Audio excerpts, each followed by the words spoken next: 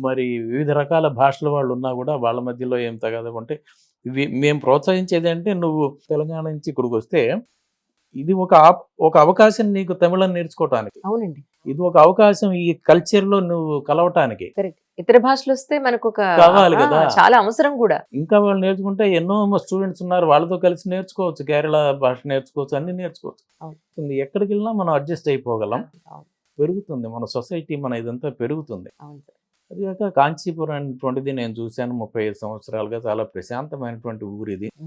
ఇక్కడ ఎటువంటి సమ్మెలు, స్ట్రైక్‌లు, కలహాలు, కొట్లాటలు ఏమీ ఉండవు. మా కంపెనీలు ఉన్నాయి. ఎన్నో కంపెనీలు ఉన్నాయి. ఇంతవరకు ఏదో బందులని గాని, రోడ్లు ఆపేశారని గాని, రోడ్డు ఆపేసేసి ట్రాఫిక్ నిల్వ చేస్తే అది వరదరాజస్వామి రథం కోసం ఆఫ్ చేస్తారంతే. అంటే ఆధ్యాత్మికత కోసం అంత ఆధ్యాత్మికమైన ప్లేస్ ఇది. ప్లేస్.